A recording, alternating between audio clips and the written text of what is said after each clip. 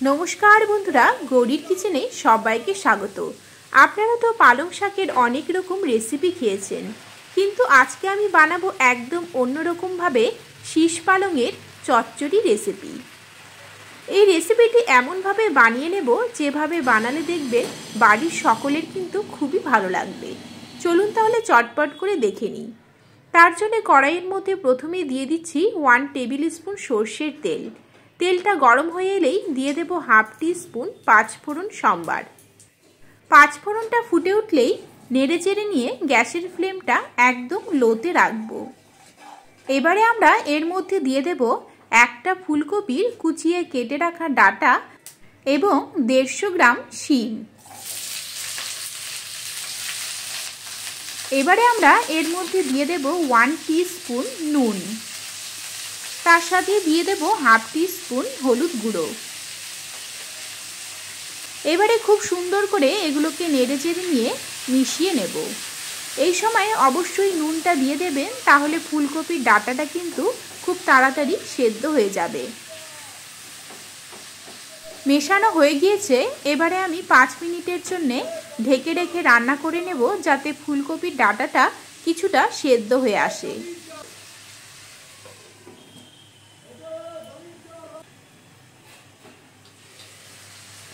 পাঁচ মিনিট পরে ফিরে এলাম। এবারে নেড়ে চেড়ে নিয়ে একটু মিশিয়ে নেব। দেখুন সবজিগুলো থেকে জল বাইরে বেরোতে শুরু করে দিয়েছে। ঠিক এই সময় আমরা দিয়ে দেব এর মধ্যে একটা কেটে রাখা আলু, তার সাথে দিয়ে দেব একটা বেগুন। সব কিছুকে নেড়ে চেড়ে নিয়ে ভালোভাবে মিশিয়ে নেব। এই সময় আর নুনটা দেব না, কারণ নুনটা কিন্তু আগেই দেওয়া আছে। এগুলোকে ভালোভাবে নেড়ে চেড়ে নিয়ে ঢেকে রেখে আরও 5 মিনিটের জন্য রান্না করে নেব।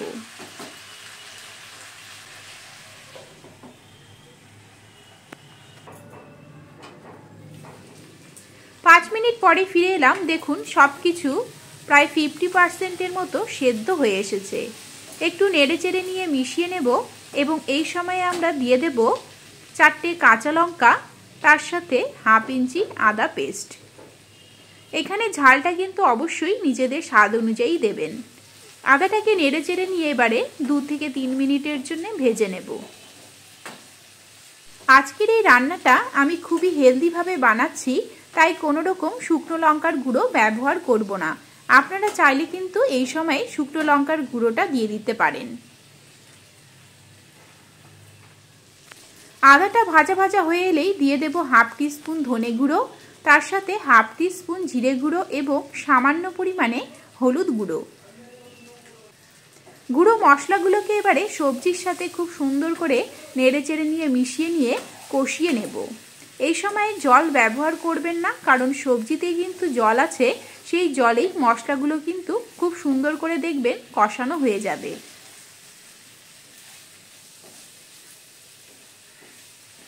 এই সময় পারলে ঢেকে ঢেকে কষিয়ে নেবেন, তাহলে দেখবেন আলু এবং ফুলকপির ডাটাটা খুব সুন্দর করে কিন্তু সেদ্ধ হয়ে যাবে। মশলাগুলো দেখুন কষানো হয়ে গিয়েছে। এবারে একটু নেড়ে চেড়ে নিয়ে মিশিয়ে নেব। তারপরেই আমরা এর মধ্যে দিয়ে দেব আগে থেকে কুচিয়ে কেটে রাখা শীষ পালং। শীতকালে এই সময়ে শীষ পালংটা কিন্তু খুবই পাওয়া যায়, তাই এইভাবে একটু রান্না করে দেখবেন, এক রান্নাতেই কিন্তু ভাত খাওয়া হয়ে যাবে, আর অন্য কোনো তরকারি রান্না করতে হবে না। এবারে আমরা এর মধ্যে সেই পালং শাকটা দিয়ে দিচ্ছি। এখানে যতটা পারবেন একদম ফ্রেশ পালং শাকটা নেবার চেষ্টা করবেন, তাহলে কিন্তু টেস্টটা বেশি ভালো আসবে। শীষ পালংয়ের বিশেষত্বই হলো পালং শাকের সাথে এই রকম ডাটাগুলো থেকে যায়। এই ডাটাগুলোকে এইভাবে ছোট ছোট করে কেটে নিয়ে রান্না করলে খেতে কিন্তু বেশ লাগে। এবারে আমরা ঢেকে রেখে 5 মিনিটের জন্য রান্না করে নিচ্ছি।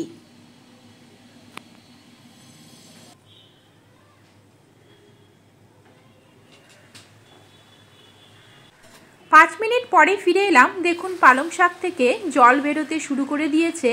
এবারে আমরা গ্যাসের ফ্লেমটা একদম লোতে রেখে সবজিগুলোর সাথে পালং শাকটাকে খুব সুন্দর করে নেড়েচেড়ে নিয়ে মিশিয়ে নেব। পালং শাকের মধ্যে আমরা আরও একটি উপকরণ দেব। এই উপকরণটা দেওয়ার জন্য দেখবেন এই চচ্চড়ির টেস্টটা কিন্তু দ্বিগুণ পরিমাণে বেড়ে যাবে। খুব সুন্দর করে দেখুন মেশানো হয়ে গিয়েছে। এবারে আমি ঢেকে রেখে আরও 5 থেকে 10 মিনিটের জন্য রান্না করে নেব। তবে এই সময় কোনো রকম জল দেবেন না, কারণ শাকটা যত নরম হতে থাকবে শাক থেকে কিন্তু জল বেরোতে থাকবে। তাই ঢেকে রেখে 5-10 মিনিটের জন্য লো ফ্লেমে রান্না করলে দেখবেন পালং শাকের এই ডাঁটাগুলোও কিন্তু সেদ্ধ হয়ে যাবে। অন্যদিকে কড়াইয়ের মধ্যে দিয়ে দিচ্ছি তেল। তেলটা ভালোভাবে গরম করে নিয়েই গ্যাসের ফ্লেমটা একদম লোতে রাখবো। এবারে এর মধ্যে প্রায় 50 গ্রাম বড়ি দিয়ে দিলাম। বড়িগুলোকে ভালোভাবে নেড়েচেড়ে নিয়ে ব্রাউন কালার করে ভেজে নেব। এইভাবে একটু ব্রাউন কালার করে বড়িগুলো ভেজে নেবেন, তাহলে কিন্তু বড়ির টেস্টটা বেশি ভালো আসে। বড়িগুলো দেখুন ব্রাউন কালার আসতে শুরু করে দিয়েছে, ভাজা হয়ে গিয়েছে। এবারে নামিয়ে নেব। তবে বড়িগুলোকে কিন্তু ভাজতে গিয়ে খুব বেশি পুড়িয়ে ফেলবেন না, তাহলে কিন্তু তেতো হয়ে যেতে পারে।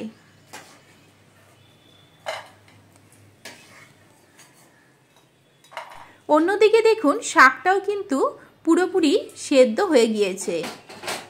ঠিক এই সময় আমরা পরিমাণ মতো দিয়ে দিলাম আরও হাফ টিস্পুনের মতো নুন, তার সাথে ভেজে রাখা বড়ি। এই বড়িটা যখন এই চচ্চড়ির মধ্যে পড়বে তখন এই চচ্চড়ির টেস্টটা দেখবেন দ্বিগুণ পরিমাণে কিন্তু বেড়ে যাবে। ভালোভাবে নেড়েচেড়ে নিয়ে আমরা আরও 3 থেকে 4 মিনিটের জন্য ঢেকে রেখে রান্না করে নেব, তাহলে দেখবেন বড়িটাও অনেকটা নরম হয়ে আসবে।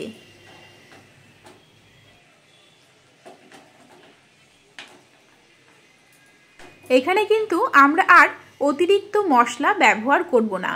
বেশি মশলা ব্যবহার করলে পালং শাকের যে নিজস্ব একটা টেস্ট থাকে সেই টেস্টটা কিন্তু চলে যায়। এখানে একটু ঢেকে দেব আমি, তাহলে বড়িটা দেখবেন খুব তাড়াতাড়ি নরম হয়ে যাবে। এবারে দেখুন শাকের সাথে সবজিগুলো একদম মাখো মাখো হয়ে এসেছে এবং সব কিছু কিন্তু খুব ভালোভাবে সেদ্ধ হয়ে গিয়েছে। একদম কমপ্লিট হয়ে গিয়েছে আজকের এই পালং শাকের চচ্চড়ি রেসিপি। আমি কিন্তু আজকে গরম গরম ভাতের সাথেই পরিবেশন করব।